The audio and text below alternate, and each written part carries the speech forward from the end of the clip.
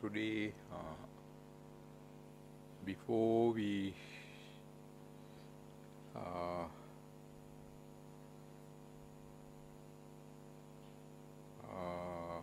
meditate, I would like to talk or discuss something about Metta Bhavana. I think it is not necessary to have explanations to tell you what is Metta Bhavana, because we always practice. Then after the puja also we spend a few minutes for that. Today I am going to discuss a practical way, in a way can say most practical way which we can develop metta, and how to do it in our daily life. Generally we sit and say we are practicing Metta Bhavana, then teacher or somebody reads certain words. May I be well and happy, may my friends be well and happy, may all beings be well and happy. Like this we use words and try to radiate thoughts based on those words. That is the usual way of practicing Metta Bhavana. But we know sometimes we get misled by this using of words, because of using words. Metta sometimes can be limited only to the words. We can remember all these words by heart and we read. Reading certain words, even it is meaningful or it is linked with thoughts of metta, not a deeper level of Metta Bhavana, because when we do it just like a habit, the thoughts or feelings are not there. Without any feelings, any thoughts, we may use words. Then there is no real metta. We call it verbalization. If we are not very careful when we use words, it becomes just like verbalization using words. But there are many other ways. There is another very special way of practicing Metta Bhavana. Although I said special way, it is a very simple way, in other words. Of course, we need a kind of effort. We can practice Metta in every day, every time, or in every day, all the time. In other words, we can live with Metta or loving kindness all the time, almost in all the time with Metta. You may find, when I say that, it is impossible to live with Metta all the time, or to have Metta all the time. We encounter with many things which are not very pleasant. Sometimes unpleasant things. We encounter with unpleasant things. We face with some difficult situations. So under such circumstances, situations, we find difficult to practice Metta. So you may think how to do it, how to practice Metta all the time, morning to the time which, until we are going to sleep. When we go to sleep also, we should go to sleep with some thoughts of Metta, which is helping for us to have a good sleep. But it is, people find it is also difficult. But for everything, there is a way. For everything, when we want to do well, we must make it a habit. When we want to do something regularly or daily, we have to make it a habit. If we make it a habit, it is not difficult. But until we make the practice a habit, it is difficult. So I agree with people when they say every day, every time practicing metta is difficult or very, very difficult. I can agree. But there is a way. When we follow the way and make it a habit, so that time onwards, it can happen almost like automatically. So how to practice metta in daily life? When we practice metta in daily life, we have to pay attention towards the three aspects of metta. There are three important aspects of metta. One is verbal aspect. When we want to practice metta as a meditation, we have to pay attention towards verbal aspect, the physical aspect. First one is physical aspect. Practicing metta, paying attention towards our physical activities, all our physical activities, that we say physical aspect. Later I will come to explain. Then the other aspect is verbal aspect. Practicing metta in verbal aspect of our life.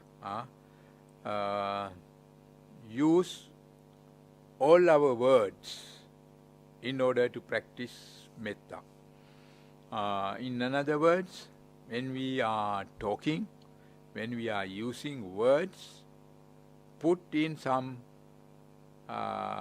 thoughts, put in some thoughts into it. Use our words with metta. Verbal aspect in our life, verbal aspect also can be used to practice metta. So third aspect of practicing metta is mental aspect.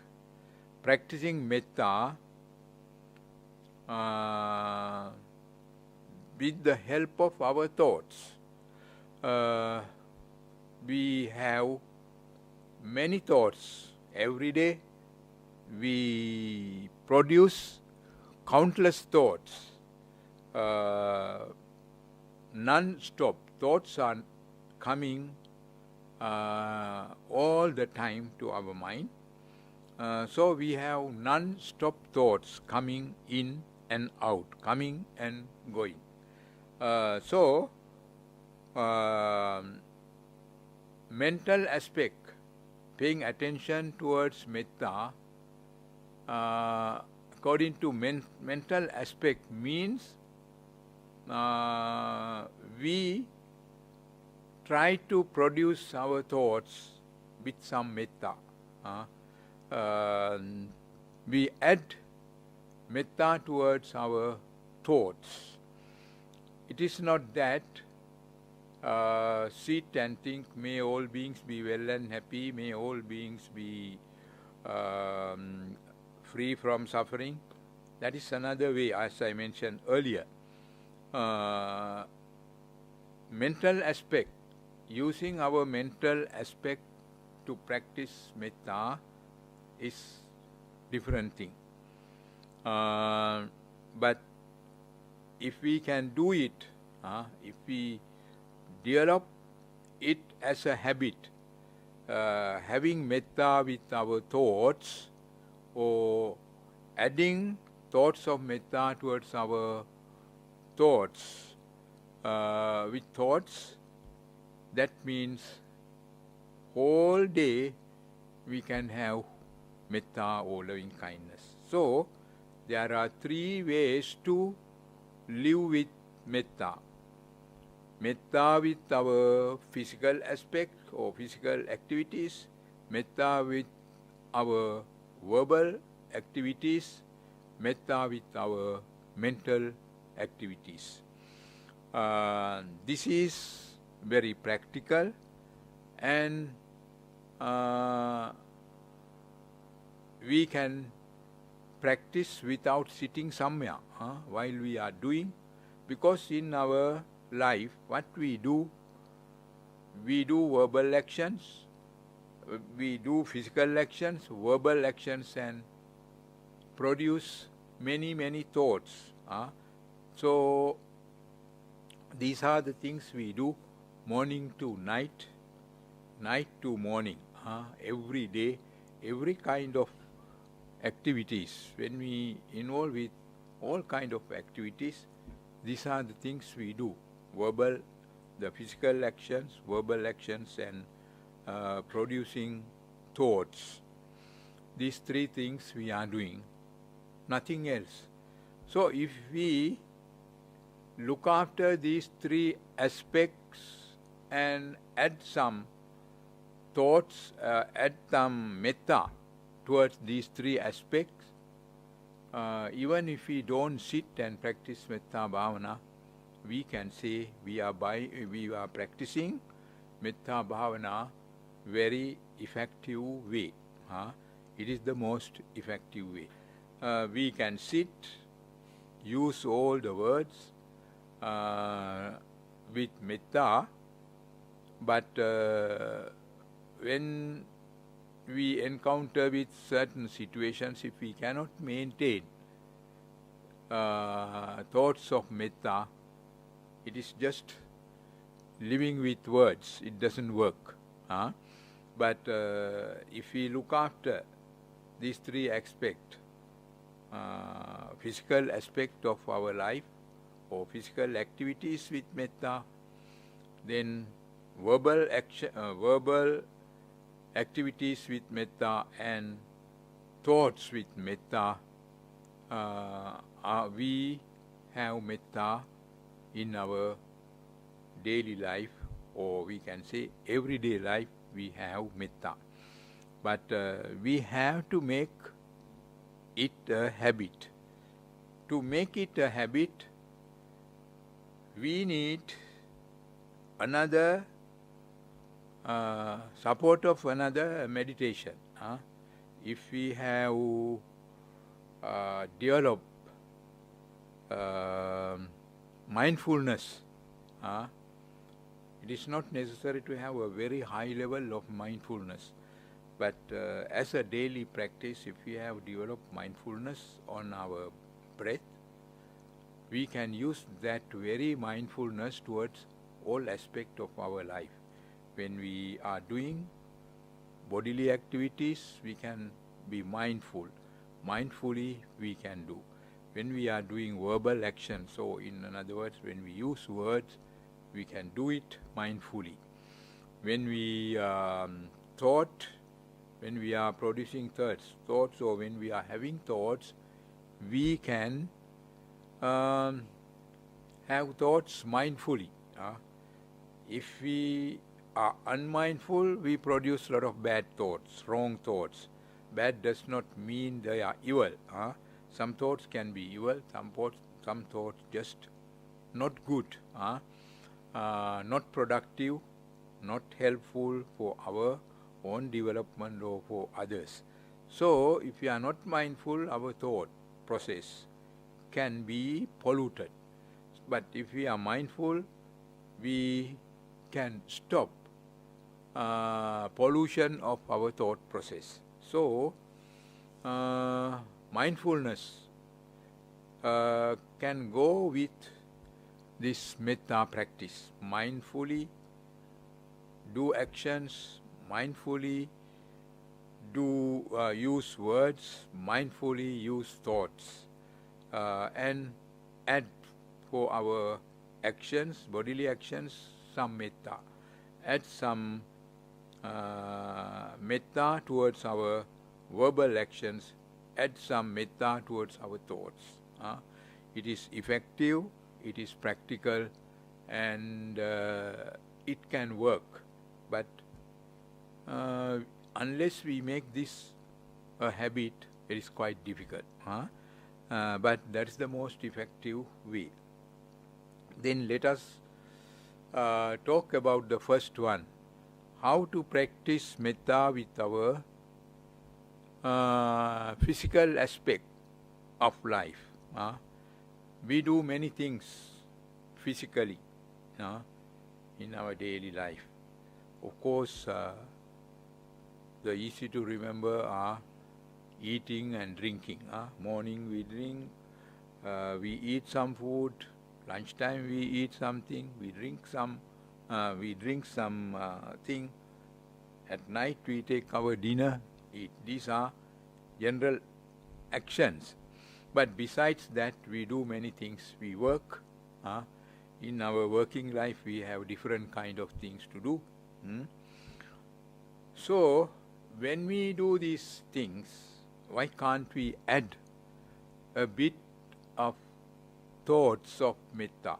Why can't we do some actions which are kind and helpful for ourselves and others? In our life, we have many opportunities to practice metta physically, because we live in a society. There are different kind of people. Some people are in need of our help. So when we see people who are in need of our help, based on our capacity and based on their needs, we can give them some helping hand.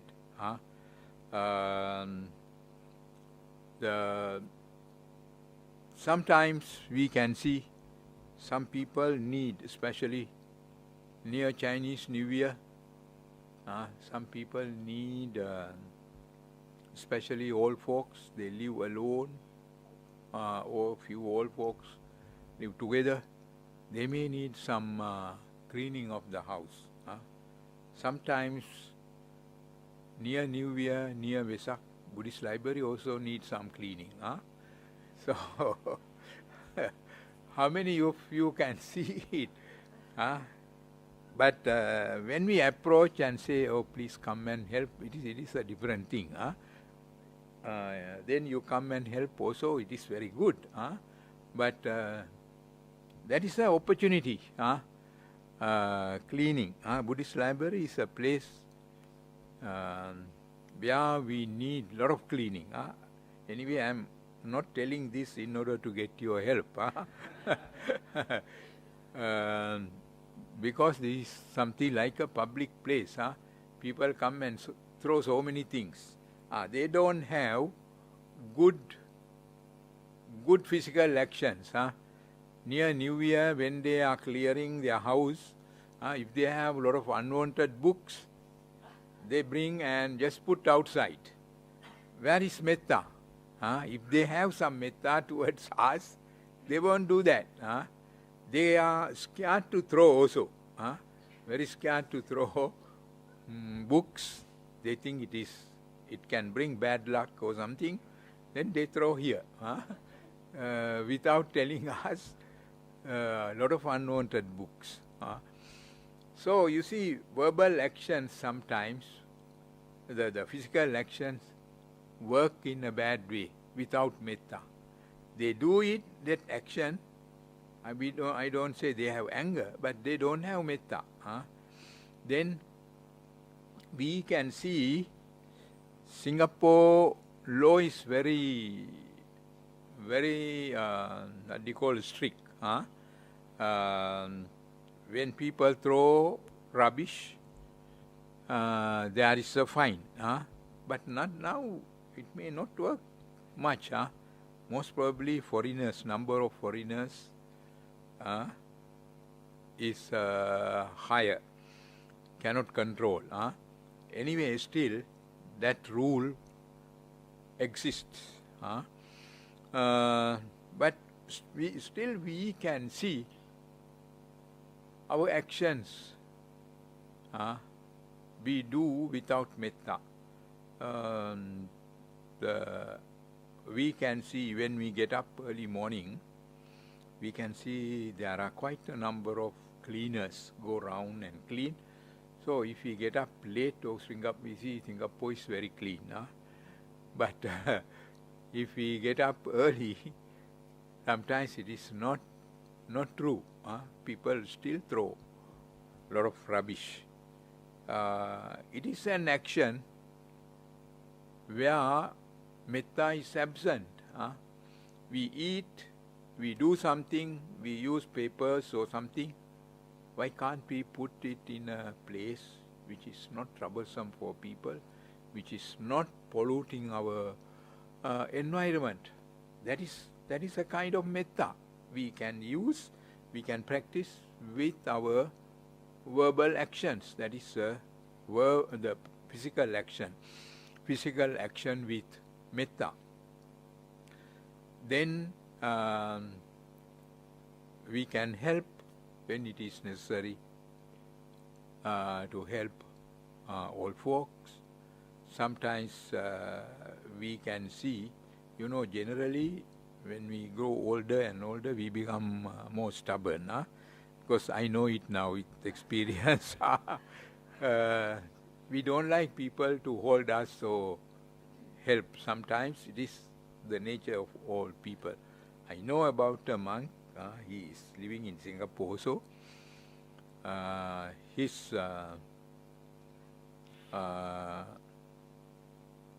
He has a problem with his voice. Was sick and he lost voice. Now recovered a bit, but he has difficulties to chant also. So when he had lost his voice very badly, some people came to ask for blessing. He has an assistant monk also. So they came with a group. So this monk even cannot administer precepts because voice was lost. And he was recovering. Then the young monk took the microphone and he started to administer 5 precepts before blessing. The monk snatched the microphone. He was angry because when the young monk is doing it, old monk feel people know he is weaker. So he didn't want the young monk to use the mic. He pulled it. Anyway, don't take it seriously. But it is true. So we are like that when we are old. If somebody, when we are climbing somewhere, or somebody bring a walking stick and give, we don't like to take. Because we think this is human psychology. We think then people know I am very old and I am weaker. I must show people I am still stronger. This is the general mentality of all people. Not all. So anyway, sometimes they need assistance when it is necessary, especially waiting for the bus. When the bus comes to get into the bus, they need some help. If you are around, if we are around, we can give some helping hand. This is called metta, practicing with the help of our physical actions. Even bus drivers, are there conductors in buses now? No. Oh, that is not metta. There must be a conductor to help. Saving money for the salary for another person is a different thing. But in a way, when conductors were working also, they hardly help passengers. Anyway, even the driver must pay a little bit of attention towards passengers who are getting into the bus. If the passenger is an old one, a bit disabled, have to wait for a while. If it is really bad, he can come down and help, or can ask somebody to help to get into the bus. Or when the person getting down from the bus is the worst thing, have to help. So, if we want to practice metta in physical aspect, based on physical aspect of our life, there are plenty opportunities, many opportunities, we can use them. So, it is very practical also. In a way, we develop that quality. On the other hand, we are helping other people who are in need of our help. But there are certain aspects which, when we follow, we have to be careful. We have to use our awareness and wisdom also. In some countries, quite often happen, somebody in a crowded place, sometimes bus stops. In Singapore, bus stops are not very crowded, but there are some countries very crowded. Somebody just collapse, something coming from the mouth, like we think this person has epilepsy or something like that. So we go and try to help.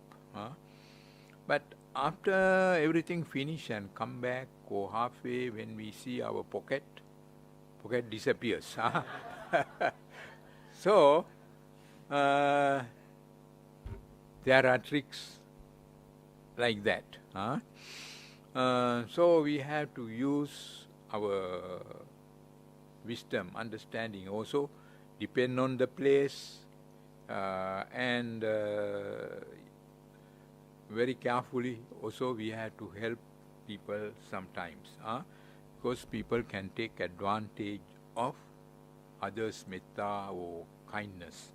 But generally, without going into any trouble, verbally, the physically, there are many ways to help people. So we can cover one aspect of practicing metta in that way, which is effective and helpful to others. Then verbal aspect, practicing metta based on our verbal aspects, is also a very effective way of practicing metta, and very helpful for the society, very helpful for ourselves. Every day we use a lot of words. Every day we use a lot of words, talk with people in our working life, just outside life, when we use telephone. So in many ways we use words. Sometimes we have to give instructions, then teachers. Teachers' life is with many words. For about 8 hours, 7 hours they have to talk, give instructions to children. It is not just their profession, not just their work they are supposed to do. Teachers should be very happy with their profession or their work, their career. It is a wonderful opportunity for them to practice metta bhavana. Instead of sitting and say, may all beings be happy, may all beings be free from suffering, in a classroom, talking to children with love and compassion, they have so much time to do that.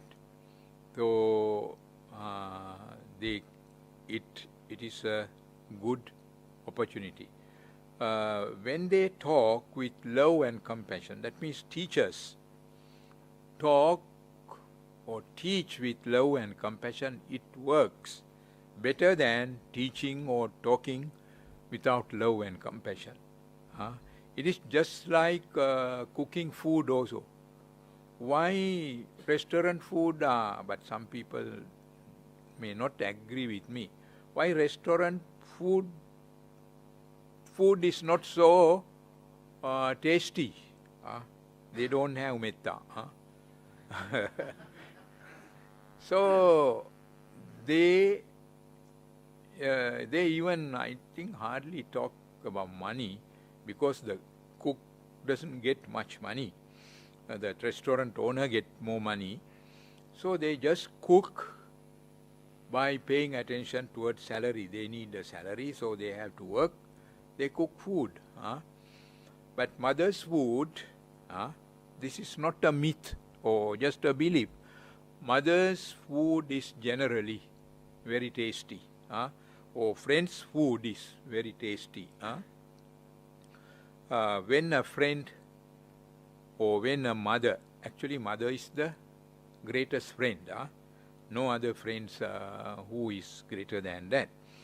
So when they cook, the food is nicer. It is not mainly because of ingredients. Of course, when they cook, they have love and compassion. So they choose good ingredients, that is. But sometimes it is not. They don't have good ingredients. But they have a very special ingredient, that is love. They add love and compassion towards their food. So the food is very tasty. It is true even when we talk about arahants, even when we talk about the Buddha also, that is the truth. I may have mentioned about this before. During the Buddha's time, monks and the Buddha lived in Savatthi city most of the time of their lives. There were thousands of monks. Then the Buddha also lived about 27 years in that city. Of course, he went to other places, but his residence was in Savatthi. So in few places, daily, there were offerings of dana. One place was King Suddhodana's palace. He gave dana for about 1,000 monks in his palace. He had arranged a special dana sala. Monks go there and receive food. Then, same city, Visakha also lived. She gave dana for 500 monks in her house, in her premises. Monks go and receive their dana. There were few other places also. But one day, there was a complaint by the king to the Buddha. The king went to see the Buddha and said, Venerable Sir, I give dana for 1,000 monks in my palace, in my premises. I am the king. I have all the facilities and I give dana. But for the dana of my place, less monks. Instead of 1,000 monks or more than that coming, less monks are coming. I do all these things for the benefit of monks. Why? Why they don't bother about king's dana. But Visakha is not the king and not from royal family. She is quite an ordinary lady, but every day her Dhanasala, dining hall is very crowded. Why it is like that? To royal palace, less people. Ordinary persons, Dhanasala, more people. Why it is happening? Why monks are like that? He complained against monks. So, the Buddha let him say all these things. In the end, he said, great king, yes, you are giving dana. You have a good heart. But the serving is different. You even do not know how it is happening. Of course, you know you are giving dana. You have ordered your people, your servants, they do it. Hardly you see how it is happening. But in Visakha's place, Visakha attained to all the activities, cooking, serving, for everything she attained out of love and compassion towards monks. And the serving also, her servants, her workers follow her way of serving. So monks naturally attracted to receive that dana. We cannot blame monks, we cannot blame Visakha, we cannot blame anybody. In your palace, you hardly see people preparing dana or giving dana. Of course, you spend money. So, dana, when you give dana, when you do something for another person, even for a beggar, if you are giving something, but generally I don't give things to beggars. Maybe I got no metta. Sometimes I give, but generally I don't give. You know, in Sri Lanka, sometimes we see we don't have many beggars in Sri Lanka, thanks to our government, the former government. Last time a lot also, like in India. But still, there are some places where beggars come and beg. You know, in Sri Lanka, traffic jam is horrible now. So in traffic junctions, sometimes we have to stop 5 minutes, 6 minutes, even in some places 8 minutes. I have lost my flights twice. On the way to the airport, when I think of the distance, only about half an hour to 40 minutes, but sometimes it has taken 2 hours. Just recently also it took 2 hours to reach, not far.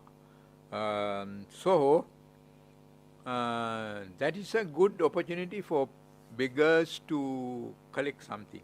Because vehicles stop, they come and ask something and collect.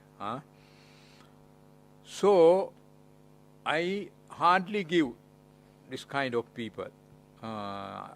Honestly speaking, it is difficult for me to generate metta towards them. Some of them are working as beggars because of some syndicates. So I try to avoid it. But sometimes we have to give, sometimes some people give. But just if we give them just to get rid of them, or you take and go away, even if we don't say with such thoughts, if we give, that is not, there is no metta. If we have to give, if we want to give, we should give it even to a beggar out of love and compassion. If it is difficult, don't do is in a way better. So, when we give something even to a beggar, we must generate some thoughts of metta. So, what I want to say about that is, we have ample opportunities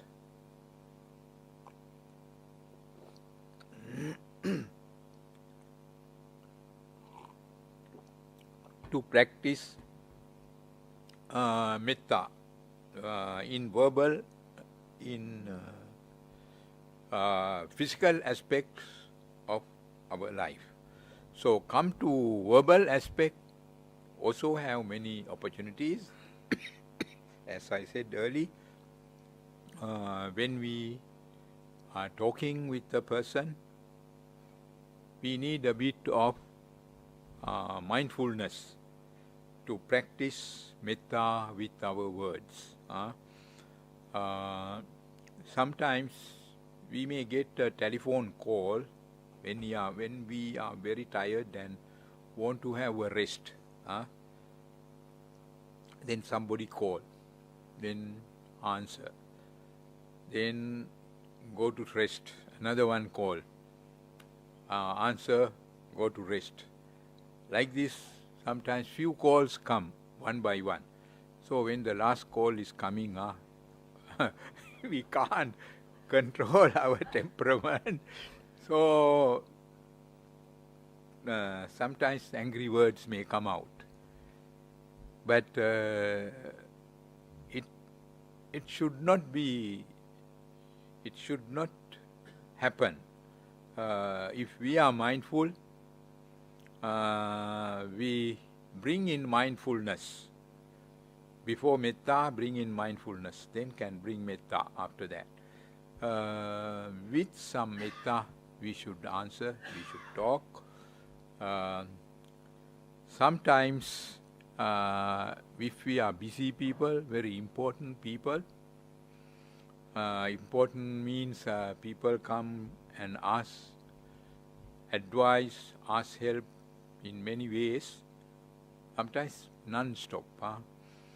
I have seen, even experienced this in our Colombo temple. It is a very, very busy place. Many people come for many purposes.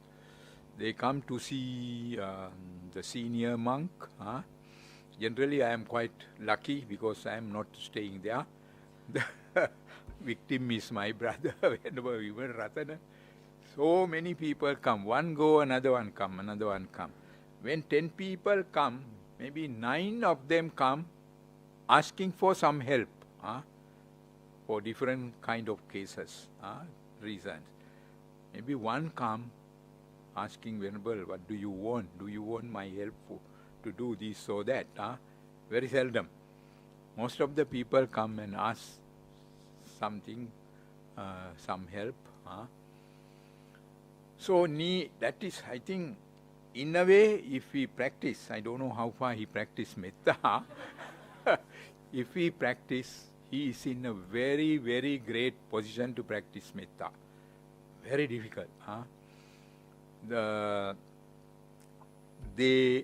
Sometimes I see junior monks are losing that opportunity in my place. But I hardly try. Once a while I advise them, but I don't try to change them forcefully. You know, in Sri Lanka,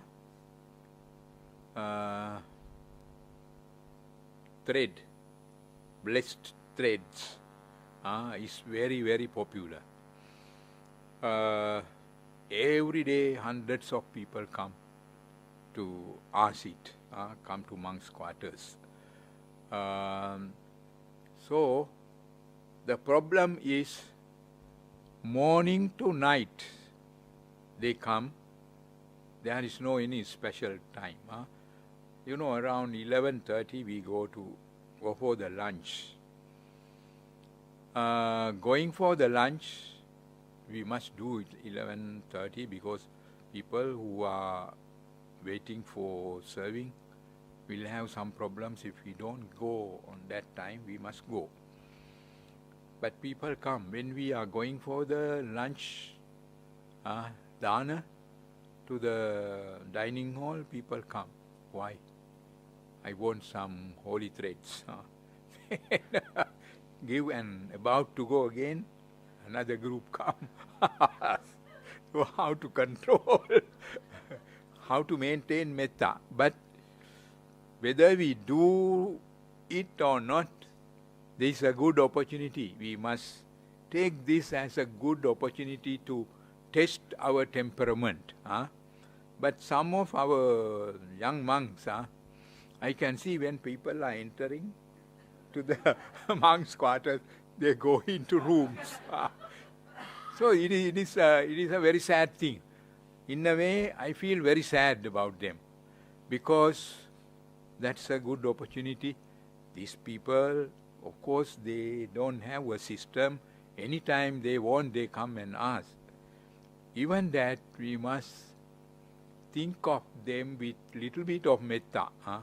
They need it. They feel good when they have a holy thread. Holy thread is not so important to me. We give it. It gives some good feelings to people, and in that sense, it is nice. It is good, but it is not something compulsory for people to have. Even that, it gives a bit of happiness to people. So if we give it with happy thoughts, there is a blessing. If we unwillingly give, this lady is a very troublesome lady, does not know how to come in the right time. Now I have something else. They come and disturb. With such thoughts, when we give, the thread also doesn't have any value.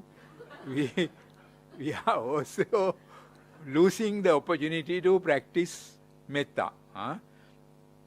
So, that is why I said we have ample opportunities to practice metta in our daily life. Not only monks, lay people also have, when there is a need to help, when there is somebody in need of help, based on our capacity and occasion and opportunity, we should try to help with metta instead of just helping or avoiding it. So metta is not something to be practiced sitting. It can be practiced by sitting, but there is no opportunity where we cannot practice. There is no time where we cannot practice metta. On the other hand, we have to practice metta towards ourselves also, verbally, and plus especially physically. When we take food, when we take our medicine, all these things, when we do all these things, we have to practice. We need to develop some metta towards ourselves. We should do such things in a proper way. Then the third aspect of practicing metta is verbal, mental aspects. Mentally, we can practice metta. It is not compulsory for us to sit and radiate thoughts of metta.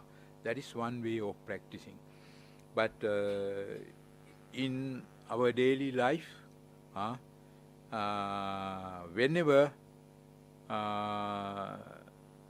any negative thoughts come to our mind, we can think of that with some wisdom. About a person, some negative thoughts come, we have to develop our mind to get the ability to think that person also somebody just like me. So I must radiate some good thoughts instead of thinking, developing thoughts with anger or unhappiness.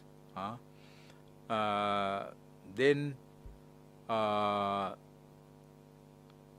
when we think of ourselves also, sometimes we get disappointed with ourselves. In Western culture, it is very, very clear.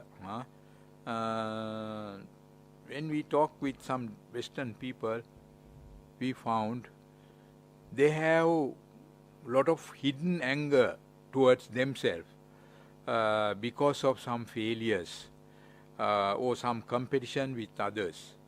It is this problem is developed now in Asian countries also, but still in Asian countries, when we say you may have some anger, displeasure, disliking towards yourself within your mind, they don't believe. I love myself, I want everything for the benefit of myself, so how can you say I have anger? But they have. Especially we can see people's number who are victims of depression is growing in Asian countries also.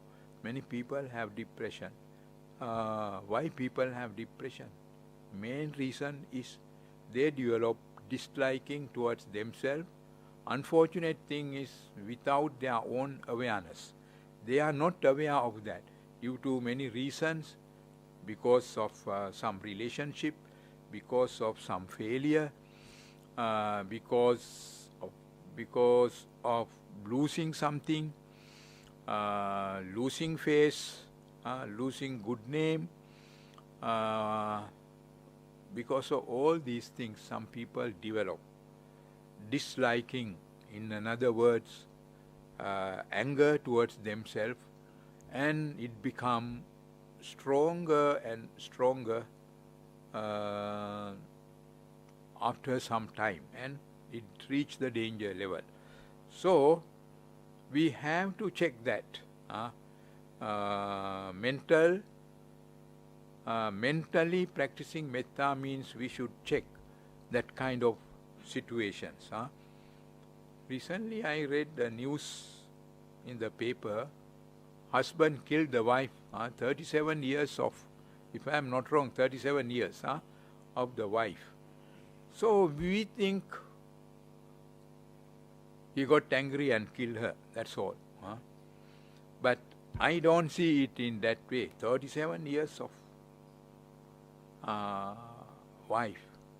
I think he had self-anger and displeasure towards her. Because of that, he developed self-anger for many, many years. In the end, he could not control it, accumulated anger due to self-anger and displeasure. So it happened.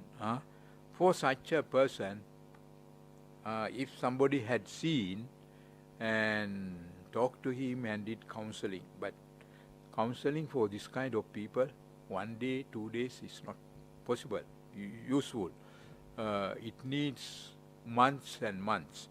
Anyway, it has happened already. So,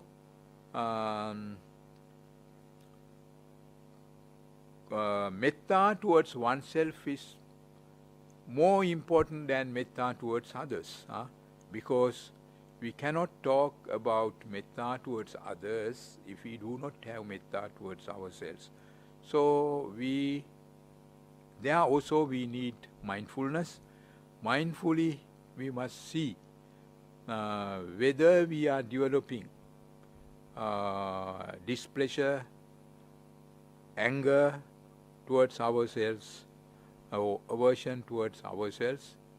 If it is happening, we must try to radiate thoughts of metta towards ourselves to avoid danger of self-anger. So these are the 3 aspects of practicing, or 3 ways of practicing metta in our daily life. So metta does not mean just sitting and using words. So I would like to stop here.